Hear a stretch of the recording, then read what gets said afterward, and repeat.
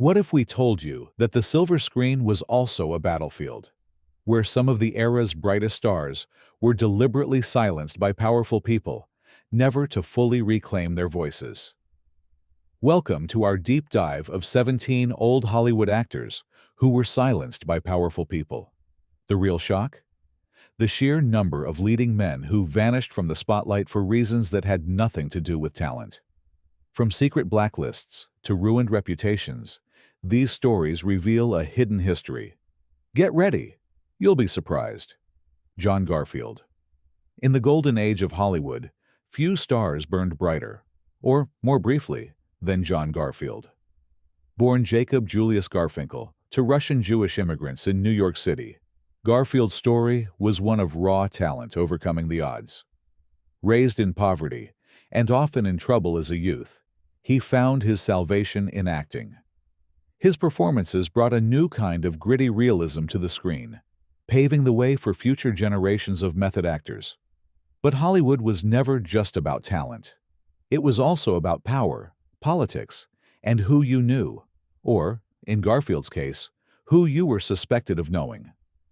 The late 1940s and early 1950s were a perilous time for many in the entertainment industry. The specter of communism loomed large, and the House Un-American Activities Committee cast a wide net, looking to root out alleged subversives. Garfield, with his left-leaning views and outspoken support for unions, quickly found himself in the crosshairs. He was called to testify before HUAC, accused of communist sympathies, not because of anything he had done, but because of the company he kept. Garfield, ever the fighter, refused to name names. This act of defiance did not go unnoticed, and the consequences were swift and devastating. Studio heads, terrified of governmental reprisals, cut ties with him. Once in constant demand, he was suddenly unable to find work. The stress took its toll. In 1952, at just 39 years old, John Garfield died of a heart attack. Many believed the blacklisting and constant surveillance played a significant role in his early death. His legacy, however, lives on, both as a pioneer of naturalistic acting and as a stark reminder of the damage wrought by political hysteria. Garfield's tragedy was not just personal. It sent shockwaves through Hollywood, chilling dissent and silencing many others who might have dared to speak out. Charlie Chaplin. When we think of silent film comedy, one name towers above all others: Charlie Chaplin. With his iconic bowler hat, cane, and toothbrush mustache, Chaplin's Little Tramp became one of the most recognized figures on the planet. But behind the slapstick was a fiercely intelligent, deeply principled man, one who refused to play by Hollywood's rules or stay silent on issues that mattered. Chaplin's story is one of triumph and tragedy, genius and exile. Born into poverty in London, Chaplin's rise to fame is legendary. By the 1920s, he was not just a star, but an international sensation, directing, producing, and starring in his own films. He used his platform to lampoon authority, question the status quo, and address social injustices. Films like Modern Times and The Great Dictator weren't just comedies. They were biting social commentaries. But in the post-war years, America was gripped by anti-communist hysteria. Chaplin, with his progressive views and open criticism of capitalism, became a target. J. Edgar Hoover's FBI maintained a file on him, suspecting him of communist sympathies. In 1952, while Chaplin was traveling to London for a film premiere, the U.S. government revoked his re-entry permit. Effectively exiled from the country he had helped to entertain and shape, Chaplin settled in Switzerland, never to return as a resident. It was a stunning fall from grace. The powerful in Hollywood, studio heads, politicians, and government officials had decided that Chaplin's influence was too dangerous, his ideas too subversive. Decades later, in 1972, he returned briefly to the United States to receive an honorary Oscar. The standing ovation lasted for minutes, a belated recognition of a man who had been unfairly silenced. Chaplin's story is not just a cautionary tale about political repression. It's a testament to the enduring power of art and the resilience of the human spirit. Even in exile, he continued to create his legacy untouched by the small-mindedness that sought to silence him. Montgomery Clift. Montgomery Clift was unlike any leading man Hollywood had seen before. Sensitive, intense, and hauntingly beautiful, Clift brought a vulnerability to the screen that redefined masculinity for a generation. Films like A Place in the Sun, From Here to Eternity, and The Misfits showcased his remarkable range and emotional depth. But for Clift, stardom came with a steep price. In an era when Hollywood's leading men were expected to project a very specific kind of heterosexual bravado, Clift's private life was a source of endless speculation. He was a gay man, at a time when being openly so could destroy a career, and, in many cases, a life. Studios wielded enormous power over their stars, controlling not just their contracts, but every aspect of their public personas. Clift's sexuality was an open secret in Hollywood, and studio executives went to great lengths to keep it hidden. Relationships were carefully managed, rumors quashed, and Clift himself forced to live a double life. The pressure was immense. A devastating car accident in 1956 left him physically and emotionally scarred. But he continued to work, delivering powerful performances even as his personal life unraveled. Hollywood, however, is rarely kind to those who don't fit the mold. As Clift's struggles with addiction and depression became more pronounced, offers dwindled. Directors who once clamored to work with him found excuses to pass him over, and the media shifted from praise to invasive scrutiny. By the time of his death in 1966, at just 45, Clift had been all but abandoned by the industry he helped to revolutionize. His story is one of immense talent stifled by an intolerant system, a reminder of the price paid by those who refused or were unable to conform. Montgomery Clift's legacy is not just in the roles he played, but in the courage he showed simply by being himself in a world determined to silence him. Edward G. Robinson. Edward G. Robinson, with his unforgettable face and sharp, staccato voice, became synonymous with the classic gangster film. As Little Caesar, he set the template for a generation of tough guy actors. Off-screen, however, Robinson was a cultivated, soft-spoken man, an art collector, a lover of literature, and a deeply patriotic American. But as the political winds shifted in post-war America, even Robinson's impressive career wasn't enough to shield him from suspicion. The House Un-American Activities Committee was on the hunt for anyone with even the faintest whiff of leftist sympathies, and Robinson, who had donated to various progressive causes and lent his name to liberal organizations, was called to account. Robinson's nightmare began not with any crime, but with his conscience. He had supported the war effort, spoken out against fascism, and worked with groups that, in the red-hot paranoia of the era, were now being painted as communist fronts. Called before HUAC, Robinson was faced with an impossible choice: betray friends and colleagues, or risk his career and reputation. He did what many did, publicly disavowed his past associations and named names, though he insisted he had never knowingly supported communism. Despite his cooperation, Robinson's career suffered. Studios, wary of any whiff of controversy, quietly moved him off the A-list. Roles dried up. The iconic gangster was now relegated to supporting characters and bit parts. For years, he struggled to find meaningful work, haunted by guilt and regret over the friends he'd lost and the principles he'd compromised.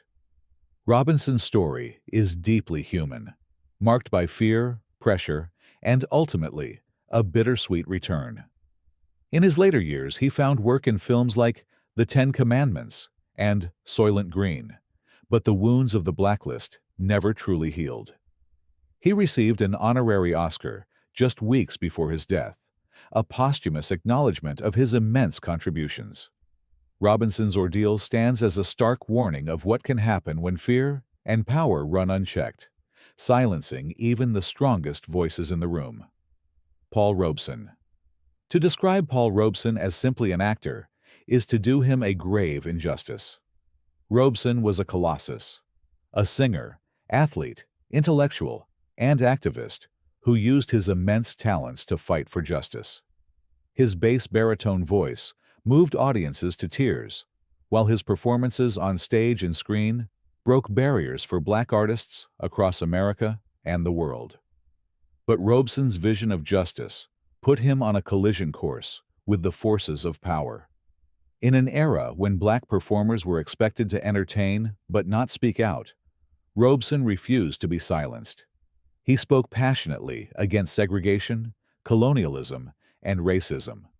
He traveled the globe, meeting with world leaders and inspiring millions with his commitment to human rights.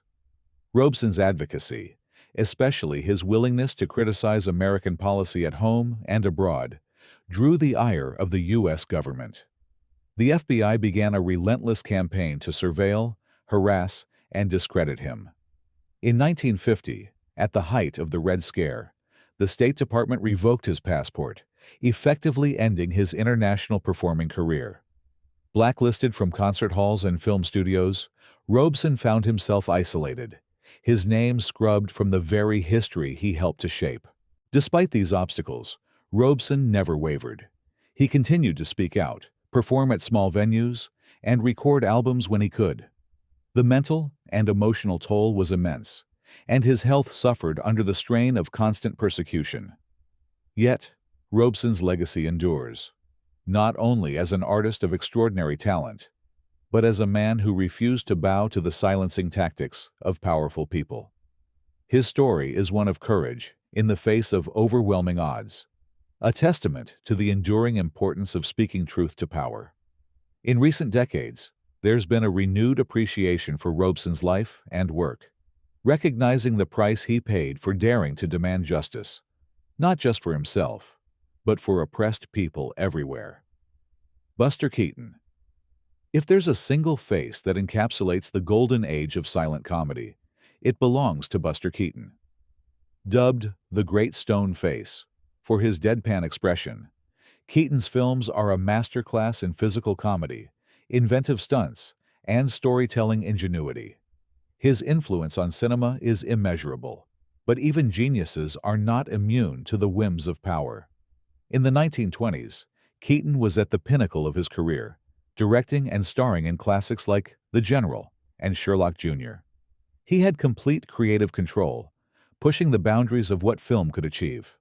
But as the studio system tightened its grip on Hollywood, independent artists like Keaton found themselves under increasing pressure. In 1928, Keaton was persuaded, against his instincts, to sign with Metro-Goldwyn-Mayer, lured by the promise of financial security. The move proved disastrous.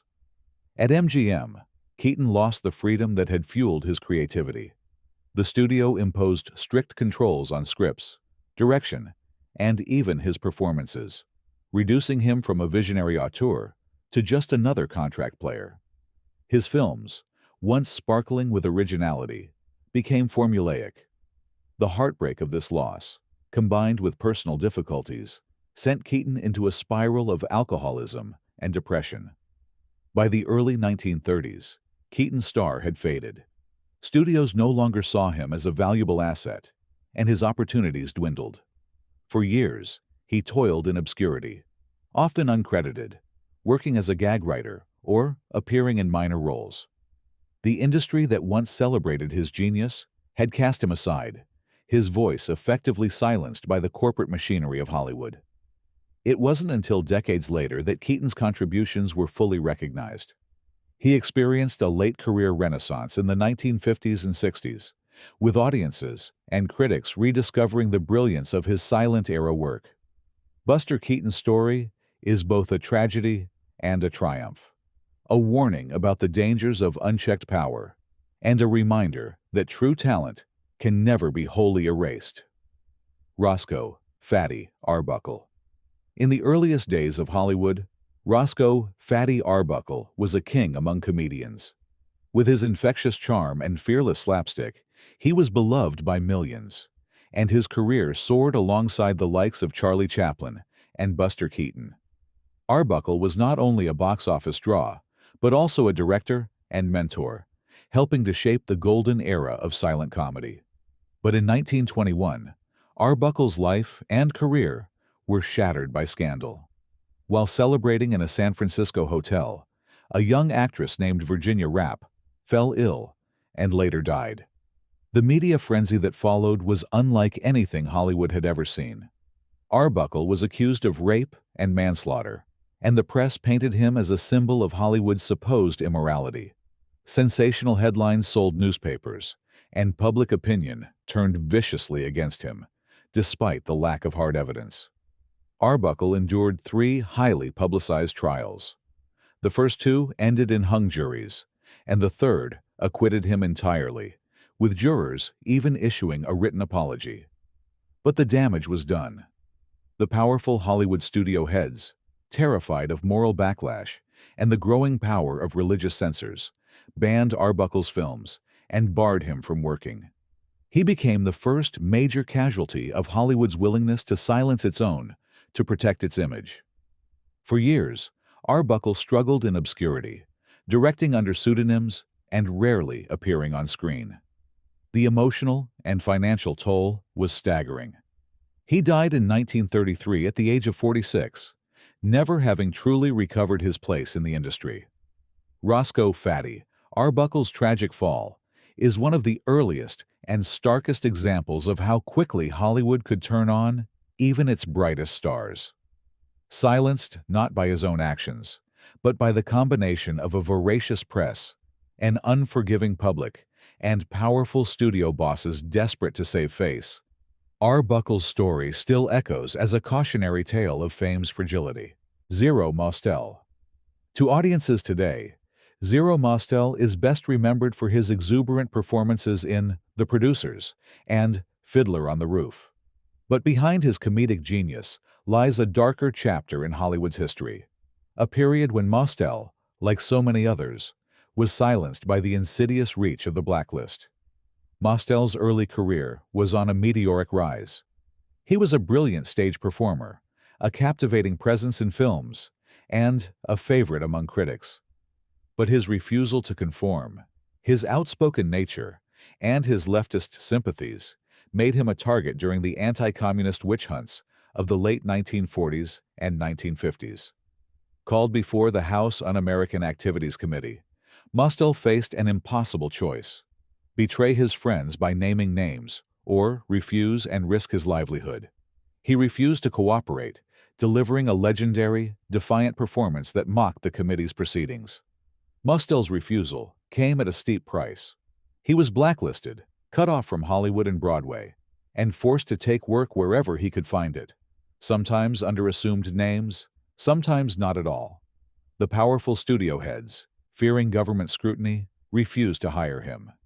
For years his career languished, his voice effectively silenced by an industry more interested in self-preservation than justice.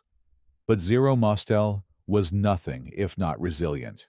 He reinvented himself as a star of the stage, winning Tony Awards, and eventually forcing his way back into the spotlight. By the 1960s, the blacklist began to lose its grip, and Mostel emerged undiminished and unapologetic. His comeback stands as one of the great triumphs of American theater, a testament to his talent and tenacity. Mostel's story is a reminder of how fear and suspicion can stifle art and silence even the boldest voices. Yet it's also a story of survival, a reminder that, sometimes, laughter and courage can outlast the forces that seek to quiet them. Howard Da Silva. Howard Da Silva's life and career serve as another painful illustration of the cost of speaking out, or simply being in the wrong place at the wrong time. A respected character actor, Da Silva was known for his powerful performances in films such as The Lost Weekend and The Blue Dahlia. On stage and screen, he brought a complex humanity to every role, whether playing villains or sympathetic figures. But Da Silva's career was interrupted not by scandal or personal failing, but by politics. During the height of the Red Scare, Da Silva, like many of his peers, was called before HUAC. The committee's reach extended deep into Hollywood, and any association, no matter how tenuous, with leftist organizations could be enough to ruin a career. Da Silva refused to cooperate, asserting his rights and declining to testify against friends or colleagues. The price for his integrity was steep. Da Silva was blacklisted, his name removed from credits, his roles canceled. Studios and producers, fearful of government retribution, would not hire him. For years he survived on the fringes, taking whatever work he could find, sometimes in the theater, sometimes under assumed names. The blacklist did not just silence Da Silva's voice, it erased his presence from the cultural record. Despite these obstacles, Da Silva persevered. As the era of the blacklist faded, he returned to the screen and stage, delivering memorable performances in films like 1776 and the acclaimed television adaptation of The Great Gatsby. His resilience is a testament to both his talent and his courage. Da Silva's story is a reminder of the high price paid by those who stood up to power, and of the slow, painful process of reclaiming a silenced voice. Lionel Stander. Lionel Stander's voice was unmistakable, gravelly, boisterous, and full of life. He brought a sense of wit and vigor to every role, whether as a sidekick, a comic foil, or a tough guy with a heart. But behind that bravado was a man who paid a high price for his outspokenness and principles. Stander's trouble with Hollywood's power structure began in the late 1930s. Outspoken in his support for labor unions and progressive causes, Stander made no secret of his left-wing politics. His willingness to stand up to producers and studio heads set him apart in an era when most actors played it safe. That independence, however, made him a marked man. When the House Un-American Activities Committee began its purge of supposed subversives, Stander was among the first called to testify. Rather than capitulate, he delivered a withering critique of the entire process, exposing its hypocrisy and political motivations. His refusal to cooperate, combined with his history of activism, sealed his fate. Stander was blacklisted almost immediately. Studios refused to hire him, and existing contracts were voided under pressure from anti-communist groups. For years, he survived by moving to New York and later to Europe, taking roles in theater, radio, and eventually Italian cinema. The Hollywood system, wielding its power to silence dissent, succeeded in erasing Stander from the American cultural landscape for over a decade. Yet, Lionel Stander was nothing if not resilient. He eventually returned to Hollywood in the 1960s and enjoyed a late-career renaissance, most notably as Max in the popular TV series Heart to Heart. His legacy is not only that of a talented actor, but also of a principled man who refused to be cowed by intimidation or injustice. Lionel Stander's journey stands as a reminder that sometimes the only way to keep your voice is to risk losing everything else. Burgess Meredith.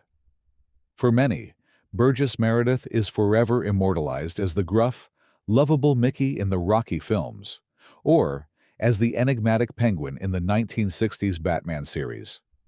But long before these iconic roles, Meredith was one of America's most respected stage and film actors, celebrated for his work in classics like Of Mice and Men and The Diary of a Chambermaid. His journey through Hollywood, however, was marked by a period of forced silence that nearly ended his career. Meredith's brush with the Hollywood blacklist came during the peak of the anti-communist hysteria that swept through America in the late 1940s and early 1950s. As an artist, known for his progressive views and associations with left-leaning writers, he was called to testify before HUAC. Though not a card-carrying communist, Meredith was swept up in the same wide net that ensnared so many of his peers. The result was immediate and devastating. Studios, eager to avoid controversy, dropped him from projects and erased his name from credits. The blacklist, enforced not by the government, but by a combination of industry self-censorship and public pressure, rendered Meredith professionally invisible for years. He turned to theater, radio, and writing to survive, taking whatever work he could find to support himself and his family. But like so many others on this list, Meredith never lost his passion for performance.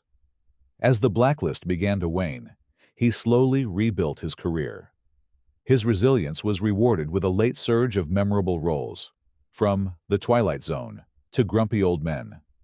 Meredith's story is one of talent weathering the storm of intolerance, of a voice silenced but not extinguished. His legacy reminds us that artistic truth has a way of resurfacing, no matter how determined the forces that seek to suppress it. Jeff Corey.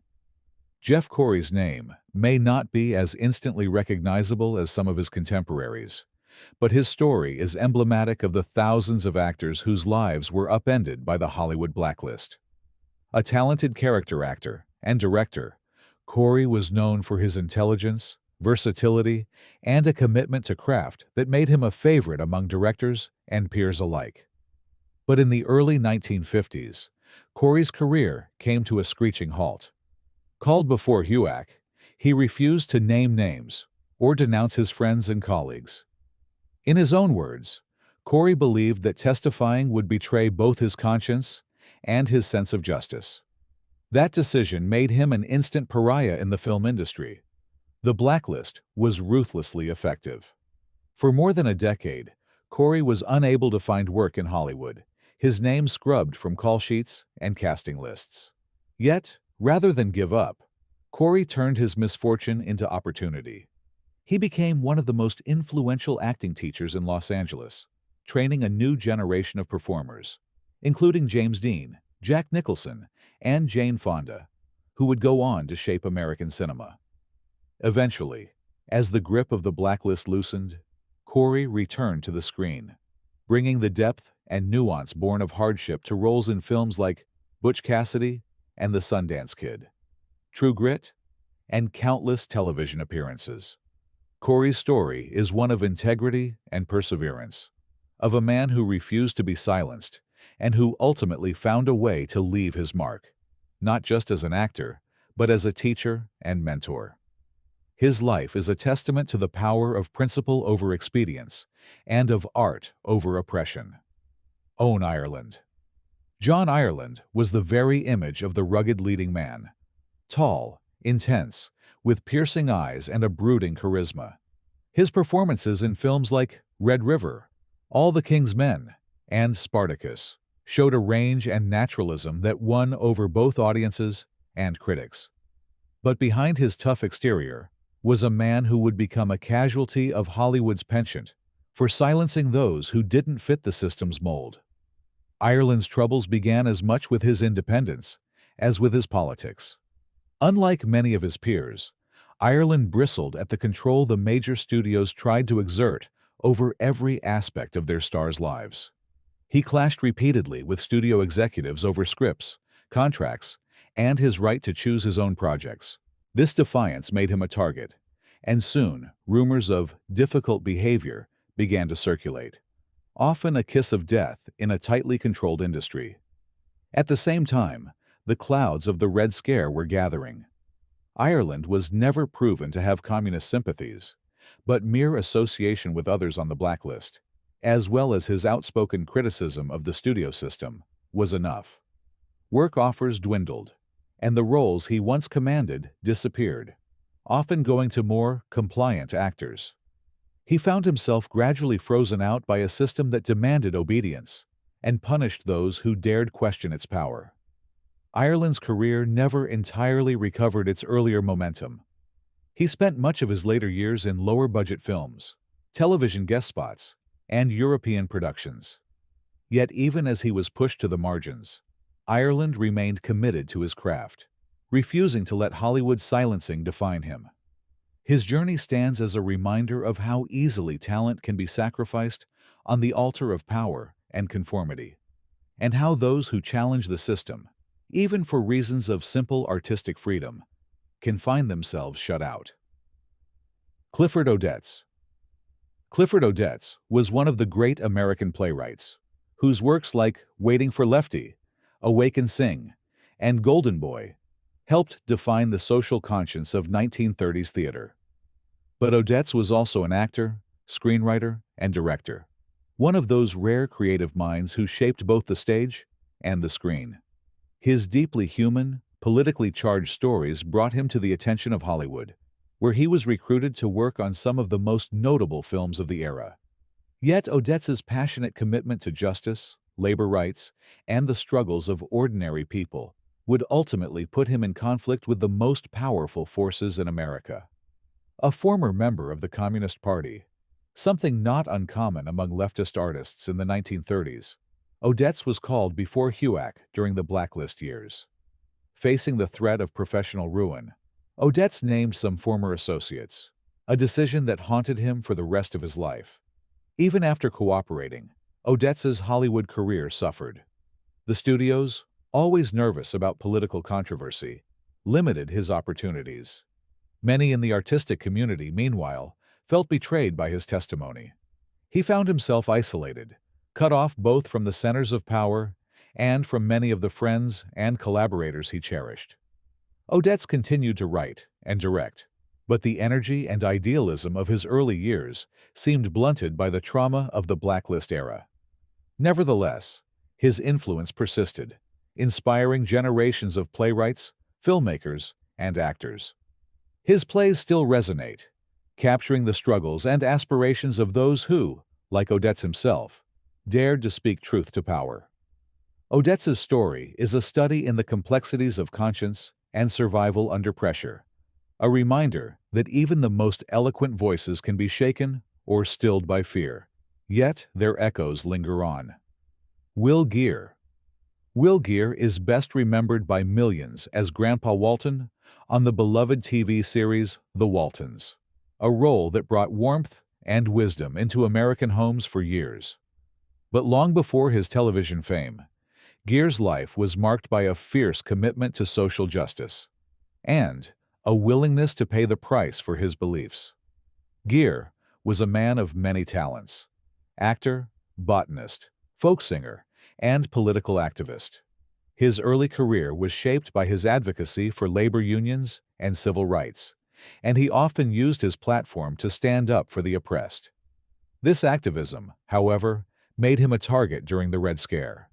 Geer was called before HUAC, where he refused to name names or recant his progressive beliefs. The punishment was swift. Geer was blacklisted by Hollywood, his contracts canceled, and his career effectively ended. Unable to find work in film or television, he returned to the stage and the grassroots, founding the Geer Theatricum Botanicum, an outdoor theater in Topanga Canyon, California. There, blacklisted artists could perform, learn, and heal, a beacon of hope in a dark era. For more than a decade, Geer was all but invisible in mainstream entertainment. Yet, he never gave up on his principles or his art. As the blacklist faded, he was welcomed back, eventually winning the hearts of millions as Grandpa Walton.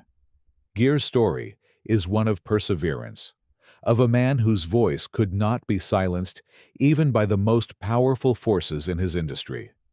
His legacy is felt not just in the roles he played, but in the safe space he created for artists to speak and dream freely, no matter the cost. Carnovsky.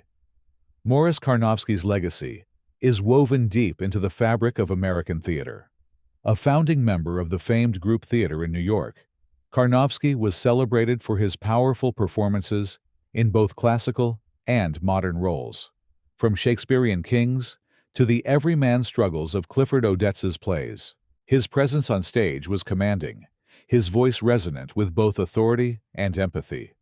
But Carnovsky's commitment to social justice and his deep involvement in left-leaning artistic circles made him a prime target during the Hollywood blacklist. In the late 1940s and early 1950s, his flourishing career, spanning Broadway and Hollywood, came to a devastating halt. Summoned before the House Un-American Activities Committee, Carnovsky refused to betray friends or colleagues by naming names. He stood on principle, believing in the rights of artists to assemble, to speak, and to think freely. The price for that courage was steep. Carnovsky was blacklisted from film and television, his name erased from marquee and memory alike. The studio doors that had once welcomed him were slammed shut. Yet, like so many others, Carnovsky refused to let the silencing of Hollywood become the end of his artistic life. He returned to the theater, performing and teaching with a dedication that inspired a new generation of actors. The scars of blacklisting never left him, but neither did his love of the craft. Carnovsky's journey is a testament to the enduring power of art and conscience. He never became a household name in the way some of his contemporaries did, but his impact on American performance remains profound. The story of Morris Carnovsky reminds us that sometimes the most vital voices are those forced into the shadows, waiting for the day when the world is ready to listen again. James Cagney. James Cagney is a Hollywood legend, a force of nature on the screen, best known for his explosive performances in The Public Enemy, Yankee Doodle Dandy, and countless other classics. His rapid-fire delivery and kinetic energy set him apart in a sea of studio-manufactured stars. But beneath the tough guy persona was a fiercely independent spirit, a man determined to control his own destiny. While Cagney was never formally blacklisted, he waged a quiet war against the silencing tactics of Hollywood's power brokers. In the 1930s and 40s, as the studio system grew ever more autocratic, Cagney became one of the first major stars to challenge the contract stranglehold of Warner Brothers. He walked out on the studio multiple times, even forming his own production company, a bold and risky move in an era when the studios controlled distribution, publicity, and access to screens. The backlash was swift. Studio bosses labeled him difficult and spread rumors meant to damage his reputation. At one point, whispers of leftist sympathies began circulating in the press, a dangerous allegation in the climate of the Red Scare. Though Cagney was ultimately cleared of any political wrongdoing, the experience left him wary of the Hollywood system and determined to chart his own course. Cagney's story is one of survival and self-determination in a system designed to suppress both. While he was never officially silenced in the way others were, he walked a dangerous line, and his willingness to stand up for artistic freedom paved the way for future generations. Cagney's legacy is not only that of a great actor, but of a fighter, someone who, by refusing to be silenced, made it a little easier for those who followed. Did any of these stories surprise you? Do you know others who should hear about these silenced legends? Let us know your thoughts in the comments below. We love hearing from you.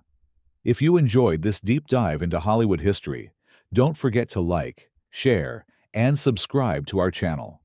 Your support helps us uncover more hidden stories and bring history back into the spotlight. Until next time, keep questioning and keep watching.